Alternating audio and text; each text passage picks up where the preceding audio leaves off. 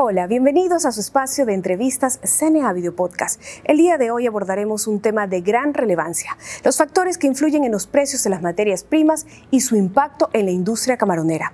Nuestro entrevistado el día de hoy en nuestro programa es Carlos Salinas, director regional de las Américas para el Consejo Exportador de la Soya de Estados Unidos, USEC por sus siglas en inglés, y es director regional y responsable de la estrategia y ejecución para el desarrollo y comercialización de la soya estadounidense en la región.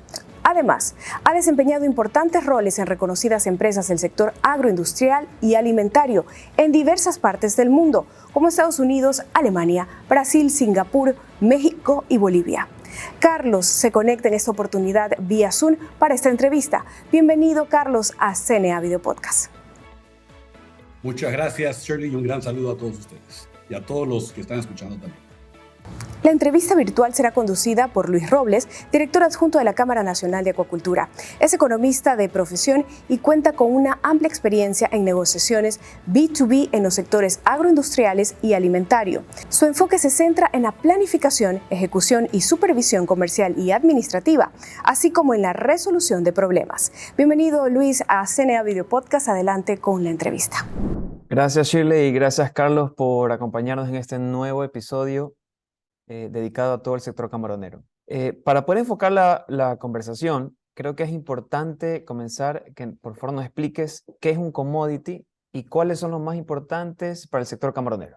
Perfecto, Luis, y bueno, muchas gracias de nuevo por la oportunidad. Cuando hablamos de commodities, generalmente nos referimos a productos, recursos naturales que se extraen o que pueden producirse en grandes cantidades, como el petróleo, el gas natural, el oro, la plata, el trigo, la soya y sus derivados, el café, etcétera. Y también nos dicen en la universidad que son productos que muchas veces se cotizan en bolsas y son activos financieros, pero también nos dicen son productos que no tienen diferenciación de calidad. Y es ahí donde yo quiero resaltar que evidentemente sí existe diferenciación, porque ya sea cualquiera, sea el producto, ya sea un maíz, un trigo, la calidad varía dependiendo de los orígenes y es muy importante tener eso en consideración. De esa explicación de esos commodities, ¿cuáles son los principales países productores y cuáles son los países que más los consumen? Sí, eso es una excelente pregunta. Yo te puedo decir que vamos a hablar de uno en particular, hablemos del grano de soya. Tenemos 3 países que son productores de gran escala. Los recientes pronósticos, te doy una idea, Brasil sería el mayor productor de grano de soya con unas 150, 160 millones de toneladas. Estados Unidos el segundo con 120 millones de toneladas y la Argentina con unas 44 millones de toneladas. Ahora, lo importante para considerar es el subproducto que viene derivado del grano de soya, que es la harina o la pasta de soya, que creo que es muy importante reconocer que de todo ese grano se produce la pasta de soya y el mundo exporta o importa aproximadamente unas 65 millones de toneladas. Los mayores importadores de esta proteína, que se utiliza mucho en el camarón, en el Ecuador, en la avicultura, en toda la región de Latinoamérica, en la porcicultura, es la fuente de proteína de los alimentos balanceados. Los mayores importadores están enfocados en 2 regiones, la Comunidad Europea, que importa aproximadamente unas 18 millones de toneladas, pero hay que también que considerar que la Comunidad Europea también produce su propia harina de soya. Y el sureste asiático es otro importador muy importante de esta harina de soya o pasta de soya. Y el importador más grande que tenemos del grano de soya, la materia prima, vendría a ser la China, evidentemente, que es el importador más grande que tenemos actualmente como materia prima. Y la China no importa los subproductos, la China tiene un incentivo o un foco para importar la materia prima y hacer el proceso dentro de su país. Te escuché mencionar harina de soya. Generalmente cuando en Ecuador decimos harina de soya, pensamos en consumo humano y pasta de soya para elaboración de alimento balanceado para diferentes proteínas. ¿Cuál sería? ¿Existe una diferenciación en la exportación de harina de soya y de pasta de soya o se maneja bajo un mismo rubro? Sí, esa definición varía dependiendo de la definición de cada país. pero generalmente cuando hablamos del volumen de ese alimento proteico que va para consumo animal, ¿no? Esa fuente de proteína viene a ser el consumo más grande que hay para esa dieta. Hablamos de harina de soya, pasta de soya o torta de soya, dependiendo del país. Pero estamos hablando principalmente del producto que es para consumo animal. Sí hay unas harinas que se consideran para consumo humano, pero una gran parte del volumen, Luis, te diría un 99% es para consumo animal. De acuerdo. Ahora, todos estos commodities que hemos hablado, enfocándonos obviamente en los principales para el sector camaronero, ¿dónde se comercializan y cuáles son los actores que pueden incidir en la variación de precios? Correcto. Mira, es importante mencionar que hablamos evidentemente acabamos de hablar de la soya, ¿no? Pero también tenemos que hablar probablemente del trigo también, ¿no? Correcto. Que tenemos productores principales de trigo en la China, en la Comunidad Europea y diría en Sudamérica también. Deberíamos hablar también de la harina de pescado. Para darte una idea, el mundo produce aproximadamente unas 5.3 millones de toneladas de harina de pescado. Es un volumen pequeño, pero sí es un ingrediente, una alternativa proteica. Y que se producen en varios países. Cuando hablamos del sector de oleaginosas principalmente, como te dije, los principales productores estamos hablando entre Norteamérica y Sudamérica. Y bueno, la pregunta tuya creo es cómo se comercializan, ¿no? Es una ¿Cómo se pregunta, comercializan? es Sí, una pregunta relativamente amplia, Luis. Entonces, hablemos principalmente cómo se comercializa, porque siempre escuchamos de la Bolsa de Chicago. Hablamos mucho de la Bolsa de Chicago, que es el Chicago Mercantile Exchange, donde se cotizan varios commodities, varios instrumentos financieros que se utilizan principalmente, tienen una función de gestión de riesgo para contrarrestar un riesgo que alguna persona estaría tomando. La Bolsa de Chicago no es necesariamente un abastecimiento físico de esa materia prima. Esa materia prima se la consigue por medio de diferentes proveedores, el físico, diferentes exportadores y comercializadores que tenemos en la industria. En el Ecuador, me imagino que hay algunas de las casas principales que exportan este producto. Generalmente lo envían al Ecuador en navíos, comercializan dentro del país, abasteciendo a la gran parte de los clientes, y cuando el cliente es más pequeño, probablemente pasa por las manos de un revendedor donde ellos distribuyen el producto con menores volúmenes, ¿no? Pero sí, evidentemente hay un canal de comercialización que comienza generalmente en el origen, en el caso de nosotros en Estados Unidos. El producto nace del Midwest, del centro oeste de Estados Unidos, sale por barcazas. En ese proceso de barcaza se transporta un navío, del navío se le distribuye a diferentes destinos alrededor del mundo, ¿no? pero tú hiciste mención de que la Bolsa de Chicago no es un lugar de abastecimiento. ¿A qué te refieres con eso? O sea, Generalmente diría que casi 99.9% de las cotizaciones de la Bolsa de Chicago son para funciones de administración de riesgo. Yo compro el grano de soya del productor y vendo futuros en Chicago para contrarrestar mi riesgo. De tal manera, como un cliente en el Ecuador que compraría en gran escala, diría, bueno, yo, quién sabe, no quiero comprar bases todavía, pero sí quiero tomar una posición en Chicago comprando el futuro, porque en un momento voy a utilizar ese como un mecanismo de riesgo o de administración del riesgo para contrarrestar una compra que yo tenga con algún cliente en el futuro. Entonces, sí hay la capacidad de poder comprar en Chicago, no hacer nada, sentarte en tu contrato de futuro, ¿ok? Y por definición, alguien te entregará ese producto en uno de los puntos de delivery en Chicago, definitivamente. Pero ahí hay algo interesante. Lo que pasa es que si tú te das cuenta, para abastecer tu producto, generalmente tú puedes encontrar en el mercado físico una alternativa más barata que es diferente y es mucho mejor que tomar los futuros de Chicago.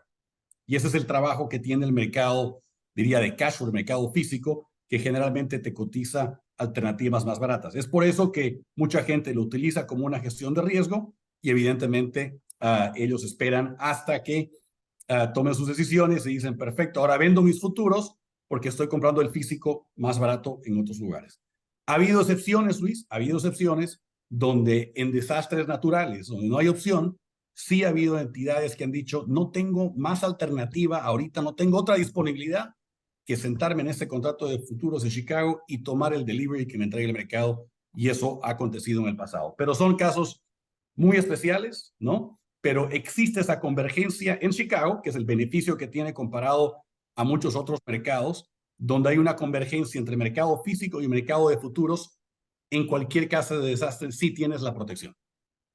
Entonces, podríamos decir que el precio spot para compra de estos commodities es una práctica no común, y lo común es una gestión de riesgo que permite un seguro, una opción o una facilidad de no tener estos precios que muchas veces la variación es grande. La operación definitivamente tiene la tendencia a ser grande, no cabe duda. Pienso que la bolsa te ofrece un mecanismo para contrarrestar tu riesgo, ¿no? En otras palabras, tú puedes tomar la opción de hoy en día cuando tienes, vamos a decir, un precio del camarón que es muy alto, no creo que sea el caso hoy día, pero y ves la materia prima que está muy barata, en vez de comprar el físico del mercado, tú puedes cerrar futuros y contrarrestar este riesgo. Evidentemente, cuando cambia el mercado... Cerrar futuros para que cuando yo lo necesite, puedo aplicar ese futuro, entonces ya tengo una materia prima asegurada barata, ¿verdad? Exactamente, exactamente. Es tu base de precio, tu elemento fundamental en la fundación de precios nace de ese futuro. Cuando alguien te cotiza el físico en Chicago, ellos utilizan dos cosas: el precio de Chicago y te dan una base, un diferencial, ¿no? Y la suma de esos dos números es el precio final de tu producto. Entonces, tú al comprar futuro estás cerrando parcialmente una pierna muy importante de tu transacción. Y cuando tú compras el físico, tú les entregas esos futuros al proveedor. Mira, aquí están los futuros que compré, te los doy, ahora dame el físico, por favor. Ahora, ¿qué pasa si el precio de los commodities en general están altos? No tengo futuros y tengo que comprar porque lo necesito. ¿Qué va a pasar ahí? Lamentablemente no hay opción, o sea, como digo, la materia prima más que uno no tiene, ¿no? Porque los animales no paran de comer, el camarón tiene que comer, el pollo, el cerdo tiene que comer. Ahora, hay alternativas que una empresa pudiera tomar cuando está comprando una materia prima que piensa que es extremadamente cara, ¿no? Y puedo decir, bueno, yo pienso, si tengo la opinión y me aconsejan que yo tome una posición donde pueda aprovechar en caso de que el precio caiga, hay mecanismos que se pueden utilizar en la bolsa por medio de opciones que te dan esta ventaja. Es una especie, vamos a definirlo como una especie de seguro, ya sea protección arriba o protección abajo, pero Luis, como tú bien sabes, los seguros no son gratis, tienen un costo, ¿no? Entonces, dependiendo del tiempo, la volatilidad, es completamente la opción del comprador de optar de tomar ese seguro, ¿no? Hoy día, esos seguros evidentemente están incrementando de precio por la volatilidad que tenemos aquí. Carlos y Luis, es momento de hacer una breve pausa en CNA Video Podcast. A nuestro regreso abordaremos la influencia de los efectos climáticos en la volatilidad de los precios de las materias primas. Les invitamos a quedarse con nosotros. En julio, Aqua Expo El Oro, más de 100 stands, más de 20 conferencistas. Ven y sé parte del evento camaronero más importante de la provincia. Contáctanos al 099-151-7572. No te lo puedes perder, del 11 al 13 de julio. ¡Te esperamos!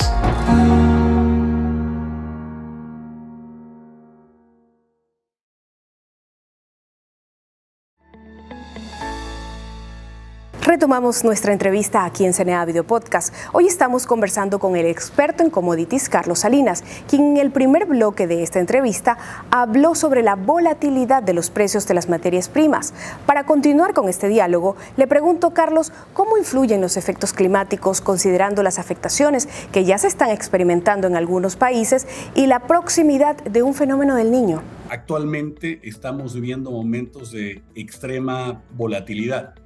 Yo te puedo comentar, y viendo mis números, que el precio, por ejemplo, del maíz, si no me equivoco, ha subido un 15-16% desde el principio de mes. El precio de la pasta de soya, desde principios de mes, hemos aumentado casi un 10%. Versus el mes anterior. Sí, comenzando este mes, comenzando en junio, los primeros días de junio. Pero ha habido un incremento significativo en los precios. ¿Qué es lo que está pasando? ¿Por qué esta subida de precios? Nunca hay un factor claro. Hay una serie de factores, pero evidentemente en esta temporada, en esta época, el clima juega un factor muy importante porque acabamos de terminar de plantar toda la soya en Estados Unidos, todo el maíz en Estados Unidos, y estamos en el proceso, ¿no?, de cultivar ese grano para poder cosecharlo en el otoño de Estados Unidos. Las condiciones climáticas actualmente en toda la región del centro-oeste son extremadamente precarias en relación a precipitación comparándolas al año pasado. Si tú te acuerdas, Luis, el año pasado, creo que lo comentamos en algún momento, teníamos una sequía en Estados Unidos, en el oeste de Estados Unidos, en California, Nevada, Arizona, ¿no?, Colorado, y esa sequía se extendía hasta, quién sabe, un poco en la parte oeste de la zona productora, lo cual nos ayudó. Dijimos, bueno, tuvimos un impacto en el oeste de Kansas, Nebraska, Dakota del Sur, pero actualmente la sequía que tenemos ahora está cubriendo toda la zona productora. O sea, no sé si hay un estado que se está librando, y te paso algunos datos que salieron esta semana. Hay un factor donde se mide el porcentaje de sequía moderada o intensa para la producción soyera de Estados Unidos. Tenemos lo mismo para el maíz, para el trigo. Ese número, el 16 de mayo, era 25%. Es decir, que 25% de la zona productora estaba, de alguna forma u otra, experimentando o pasando por una sequía moderada o intensa, y teníamos un 8 al 10% que tenía una sequía extrema o intensa, definido por el Departamento de Agricultura. Hoy día, ese 25% está en 64%. Hoy día, ese 16% de sequía, ¿qué te voy a decir?, severa o intensa, está en 27%. Entonces, mi punto es, el clima, particularmente en esta temporada, tiene mucho que ver. Lo mismo que vimos con Argentina el año pasado, ¿no?, donde perdimos una gran parte de la cosecha, pero estamos en Estados Unidos ahora sufriendo y muy preocupados por este tema. Ahora, muy fácil decir, bueno, con esto el precio va a subir. Tampoco podemos decir eso, Luis, porque es muy difícil dar un pronóstico al clima. Lo que sí te puedo decir es que vamos a tener una volatilidad extrema, ¿no? En otras palabras, tanto puede subir este precio un 20% más la próxima semana. Si tenemos una buena lluvia, puede caer un 20% más. ¿Qué es lo que nos dice? Que este seguro del que hablamos y comentamos, el precio de ese seguro acaba de subir. Claro, o sea, el que tiene el seguro, el que lo tenía antes de todas estas previsiones, es mucho más barato que el que lo quiere coger ahora. Y esto parte porque el fenómeno del Niño, sin querer entrar en temas técnicos ni demás, que yo no soy experto, en partes del mundo, como en la nuestra, se espera que las lluvias sean intensas, pero en otros lados es sequía, como pasa en Brasil, Argentina y ahora en Estados Unidos. Y solo para terminar la idea, esos porcentajes que tú comentabas sobre el área de producción de soya, el porcentaje de sequía, ¿cómo estaba esa misma zona el año pasado? Para tener una comparativa, no de un mes a otro, sino un año pasado para entenderlo. Sí, excelente pregunta, y tengo aquí el número, espero poder compartirlo contigo. Te doy una idea. Ahorita, ese 57% al 20 de junio, de la soya que está experimentando una sequía leve a moderada, el año pasado estaba en 11% en esta misma fecha. Te doy el maíz. De nuevo, 6 reportes del... veces más. Exactamente. Te doy una idea de el maíz. Y esto es basado, son datos del Departamento de Agricultura de Estados Unidos, son públicos, ¿no? Al 20 de junio, el maíz está en 64%, que está sufriendo de nuevo este tipo de sequía, leve, ligera e intensa en algunos lados.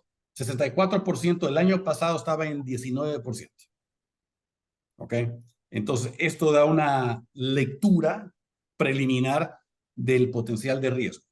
Muchos dicen, particularmente para la soya, te dicen que en junio todavía es muy temprano para matar esta cosecha, porque la soya, la parte crítica de la producción de la soya realmente viene en agosto, ¿no? Cuando tenemos el famoso pot filling, ¿no? Que la planta comienza realmente a crecer. Entonces todavía hay mucho tiempo y como tú sabes, la genética hoy día nos ha ayudado mucho a tener plantas muy resistentes a la sequía.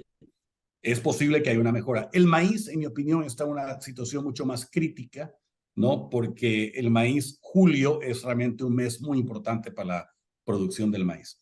Entonces, si se va uno, como tú sabes, cuando van a la fiesta, se van todos a la fiesta, ¿no? No te quedas solo. Entonces, si se va uno, nos vamos todos. La soya también va juntito al Así maíz. es. Así es. Ahora, si alguna persona desea consultar o investigar, ¿dónde puede ver esta información que tú dices que es pública? No sé, la frecuencia que salen, qué portales o qué páginas web puede, únicamente como consulta, la producción, que se estima, proyecciones y demás. Sí.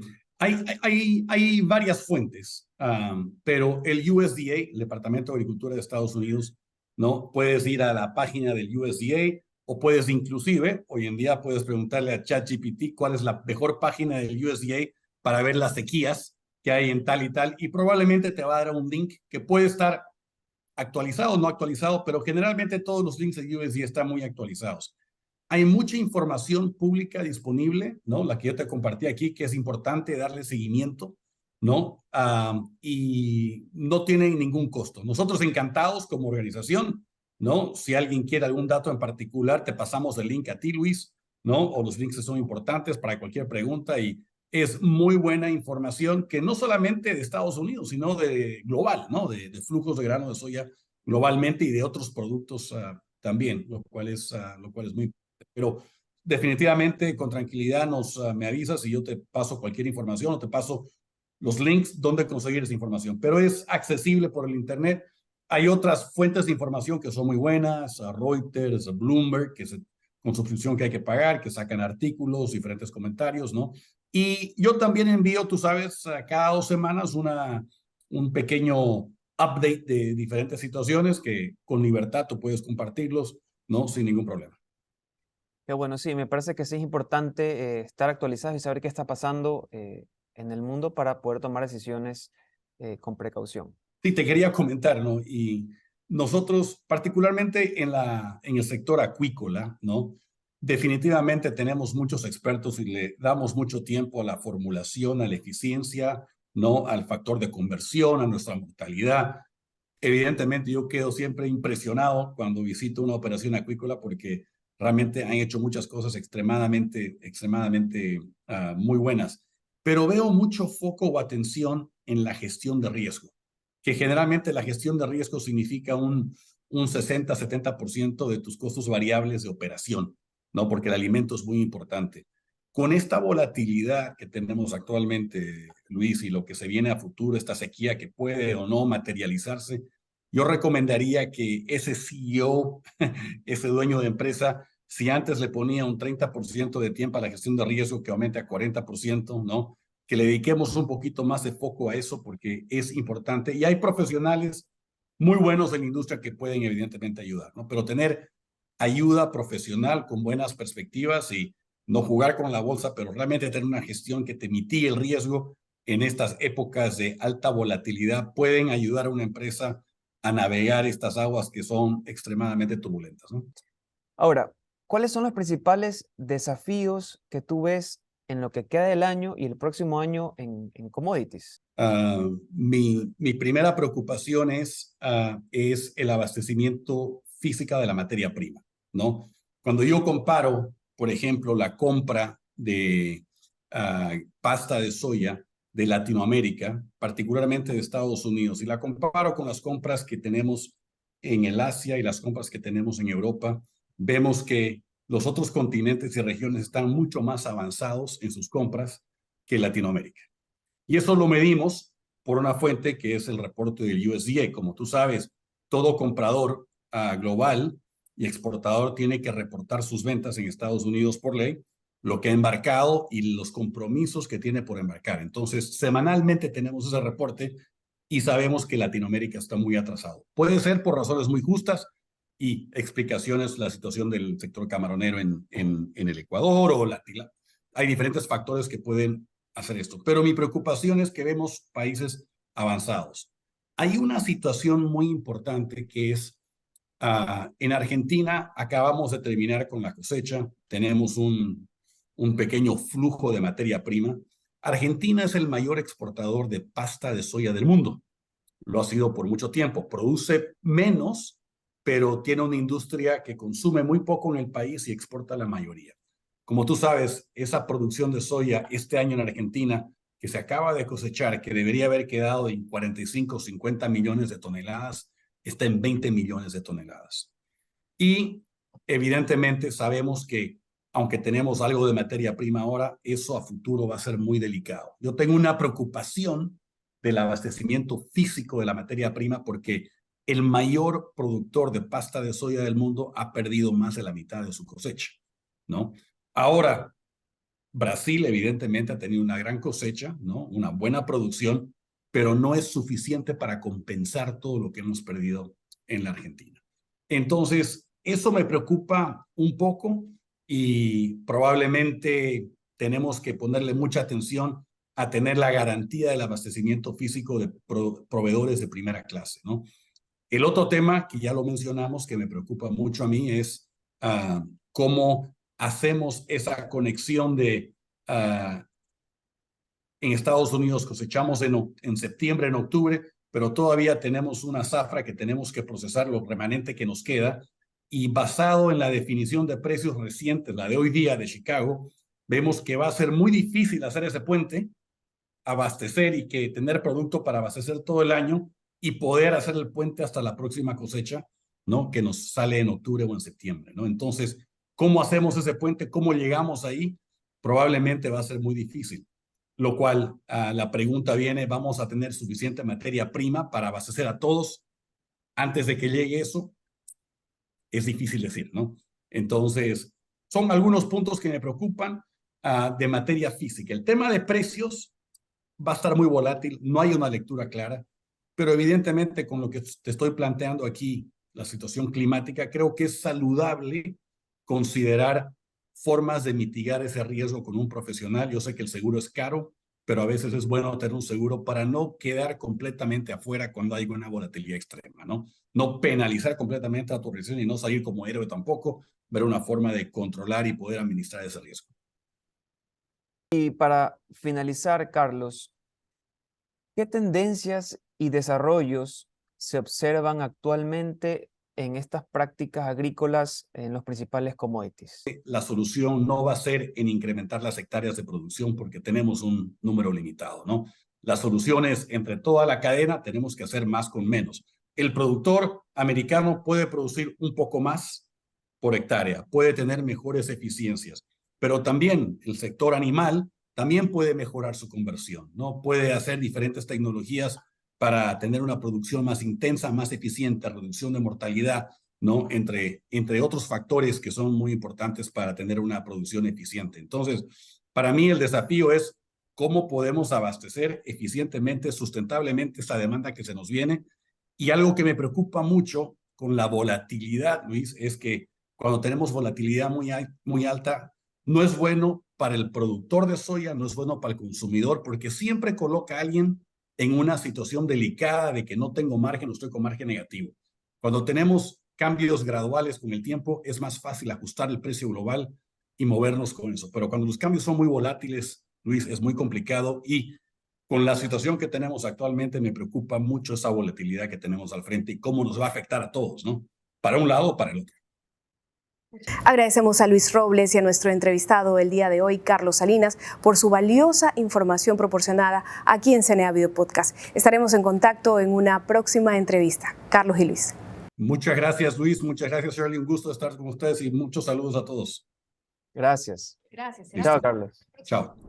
Hoy en CNA Video Podcast, nuestro entrevistado Carlos Salinas, experto en commodities, puntualizó que así se denomina los productos que se extraen de forma natural y que tienen diferenciación en calidad. Entre los productos más destacados están la soya y el trigo, considerados importantes materias primas para el alimento animal, siendo la pasta de soya un importante insumo para la elaboración de alimento balanceado para camarón. Salinas señaló que el mayor exportador de pasta de soya del mundo es Argentina, que apenas cosechó 20 millones de toneladas, menos de la mitad de lo que produce normalmente. Y aunque existen otros proveedores de esta materia prima a nivel mundial, como Brasil y Estados Unidos, esto impactará a largo plazo. A esto se suma que el precio registra volatilidad por los efectos climatológicos que se están registrando en algunas partes del mundo, que van desde sequías hasta inundaciones. Más aún cuando se anuncia la llegada de un fenómeno del Niño, que podría poner en riesgo la producción de materias primas. Recomendó al sector acuícola mantenerse informado de forma permanente por los canales regulares y destinar recursos a la prevención de riesgos para asegurar el abastecimiento del insumo sin mayores contratiempos. Con esto concluimos CNA Video Podcast. Será hasta una próxima oportunidad. Muchas gracias.